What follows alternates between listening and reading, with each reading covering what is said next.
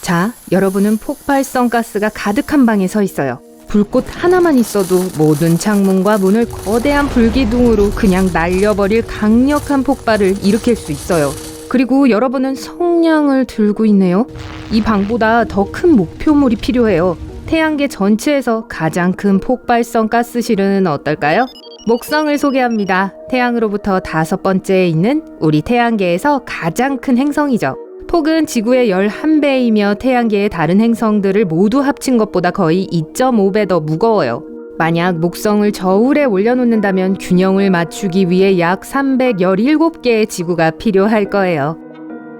하지만 가장 중요한 것은 대기에 메탄이 많다는 점입니다. 부엌에서 사용하고 또 자동차 연료를 채울 때 쓰는 바로 그 가스예요. 그리고 불에 아주 잘 타죠. 더 중요한 건 금속성 수소가 있어요. 표준 상태에서 수소는 우주에서 가장 가벼운 원소예요. 하지만 목성에선 4억 기압이 넘는 굉장한 압력을 받아요. 그에 비해 지구에서 우리는 1기압을 느껴요. 그러니 거기에 4억이 곱해지면 수소는 엄청나게 압축되어 액체 금속처럼 보이게 돼요.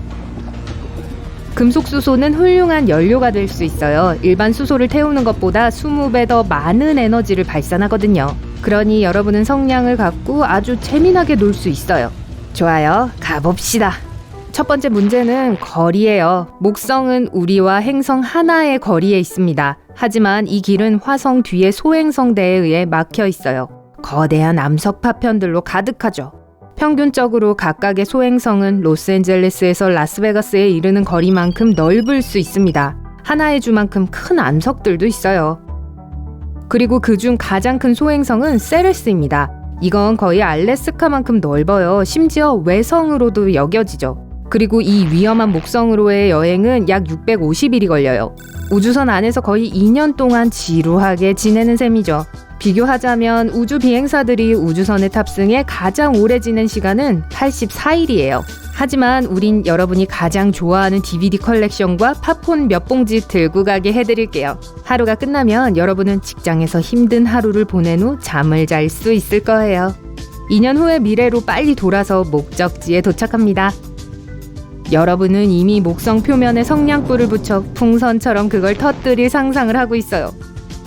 가까이 갈 때 조심하세요. 목성의 거대한 무게 때문에 우리 고향인 지구보다 약 3배 더 강한 중력을 갖고 있거든요. 표면에 가까워질수록 여러분은 더 약해지는 걸 느끼고 심지어 2발로 간신히 서 있게 될 거예요. 여기서 들 수 있는 최대 중량도 3배 줄어들죠. 그리고 손에 들고 있는 성냥도 이미 더 무겁게 느껴지게 돼요. 점프하려면 더 많은 노력이 필요합니다. 사실 목성이 가스상 거대 행성이라 그것도 못해요. 여기엔 단단한 표면이 없단 뜻이에요. 이론적으로 이 구름 속으로 깊이 들어갈수록 여러분은 더 많은 압박감을 느끼게 될 겁니다. 점차적으로 구름과 가스가 두꺼워져서 액체의 한 종류를 형성해요. 하지만 그렇게 깊이 잠수할 필요는 없어요. 메탄은 가벼운 기체이며 표면에 더 가까이 있습니다. 자, 이제 결정적인 순간이에요. 성냥을 들고 상자에 그으면 아무 일도 안 일어나네요. 한 번 더 해봅시다. 2번째 성냥? 3번째. 아무것도 안 되는데요. 좋아요. 가방에 가스 버너가 있어요. 밸브를 최대로 풀면 또 아무 일도 안 일어나네요. 그건 연소 과정을 시작하기 위해선 3가지 요소가 필요하기 때문입니다. 첫 번째는 연료예요. 다행히도 목성에는 행성 전체를 단 몇 초 만에 폭발시킬 만큼 충분한 메탄과 금속 수소가 있어요. 2번째 요소는 점화원이에요. 연소 과정을 시작시킬 초기 힘이에요. 이건 불꽃, 전기방전 또는 손에 들고 있는 것과 같은 성냥이 될 수 있어요. 그리고 마지막 요소는 산소입니다. 네, 우리가 숨 쉬는 바로 그 산소죠. 산소는 연료 자체만큼이나 불에 중요합니다. 실험을 위해 작은 촛불을 켜보세요. 이제 유리로 덮어보세요. 불이 몇 초 계속 타다가 꺼지는 게 보이죠? 연료는 그대로 있지만 불이 유리 안에 있는 산소를 모두 소모해서 연소 과정이 끝나버린 거예요. 같은 일이 목성에도 일어나요. 산소가 없기 때문에 불이 일어날 수가 없어요. 그리고 그걸 알아내기 위해 날아갈 필요도 없었어요. 지구에서 우린 목성으로 떨어지는 수십만 개의 작은 운석들을 볼 수 있어요. 그 옆에 있는 소행성대가 원인이죠. 그것들이 대기에 닿으면 타기 시작해요. 그렇다고 해서 행성 전체가 순식간에 폭발하지 않습니다. 하지만 실망하지 마세요. 아직 그래도 이 거대 가스 행성에 불 붙일 방법이 있거든요. 이 행성에 열핵 연쇄 반응을 일으키기만 하면 됩니다. 그럼 지구에서도 보일 정도로 강력한 폭발이 일어날 거예요. 그리고 이건 마치 새로운 별의 탄생 같을 겁니다. 그러기 위해선 지구에서 전기를 공급해주는 원자로 같은 걸 폭발시켜야 해요. 사실 우리가 가진 모든 걸 목성으로 보내야 할 겁니다. 하지만 그런다 해도 소용없을 거예요. 큰 행성들이 행성에 충돌할 때 훨씬 더 큰 폭발을 일으킵니다. 2009년 축구장 5개 크기의 운석이 목성을 강타했어요. 이건 50억 톤의 TNT 폭발을 일으켰죠. 이 사건은 태평양만한 흑점을 남겼어요. 그리고 그곳에 더 큰 폭발이 1994년에 일어났어요. 그 충돌 이후 목성에는 우리 지구 크기만한 거대한 반점이 생겼습니다. 하지만 강한 바람과 폭풍이 순식간에 폭발의 흔적을 쓸어내버리기 시작했어요. 몇 주 후 목성은 원래의 모습처럼 보였죠. 문제는 이 거대 가스 행성을 폭발시키려는 우리의 시도가 이 행성의 표면에서 일어났다는 겁니다. 우리는 달 크기만한 전하를 깊은 곳에 심어야 해요. 대규모 폭발은 열핵 반응을 일으켜 금속 수소를 폭발시킬 거예요.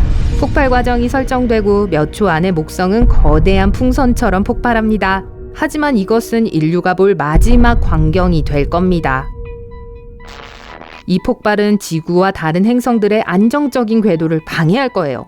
태양 주위를 도는 지구의 궤도가 바뀔 수도 있어요.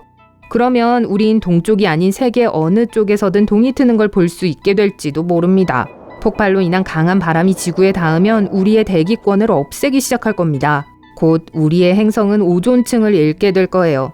이것은 태양 복사로부터 우릴 지켜준 방패였어요. 이런 상황에서 우린 평생 동안 지하에 숨어 살아야 할 겁니다. 그렇다 해도 이게 우릴 보호할 수는 없어요. 머지않아 지구로 수천 개의 운석들이 쏟아질 겁니다. 목성은 그 엄청난 무게로 그 소행성대를 제자리에 고정시킬 수 있었습니다. 목성이 없으면 소행성들은 우릴 향해 날아오기 시작할 거예요. 지구에는 끊임없이 유성우가 내릴 겁니다. 하지만 지구에는 더 이상 이걸 관측할 사람이 남아있지 않을 거예요. 목성의 폭발은 초신성에 비유될 수 있어요. 사실 목성은 사실상 항성이에요. 만약 조금만 더 크고 무거웠더라면 줄어들기 시작했을 겁니다. 행성의 핵에 대한 강력한 압력이 열핵 반응을 일으킬 거예요. 결국 목성은 갈색 외성으로 변하게 될 겁니다. 그리고 지금보다 50배 더 무거워질 거예요. 하지만 그렇게 하기엔 충분한 무게가 아니기에 목성은 가끔 실패한 항성이라고 불리죠. 아마도 태양계의 다른 가스 행성으로 가서 거기서 우리의 성냥을 켜봐야겠어요. 토성입니다. 토성의 대기는 목성과 비슷해요. 하지만 여기도 연소를 위한 산소는 없죠. 그러니 여러분은 행성의 아름다운 고리에 감탄하고 지나가기만 하면 돼요. 천왕성과 해왕성은 훨씬 더 작아요. 그리고 금속 수소가 없어서 폭발 강도가 그렇게 높진 않을 겁니다. 그렇다 해도 여전히 성냥에 불을 붙일 수 없을 거예요. 왜냐하면 산소가 가득한 대기가 없거든요. 하지만 성냥에 불 붙일 수 있는 행성이 하나 있어요. GJ1132b인데 39광년 떨어져 있죠. 과학자들은 그곳에 산소가 있을지도 모른다고 생각합니다. 비록 대기에 가연성 가스를 갖고 있는 거대 가스 행성은 아니지만 말이죠. 하지만 그래도 여러분은 바위투성이 땅에 앉아 색다른 석양을 감상하기 위해 불을 지필 순 있어요.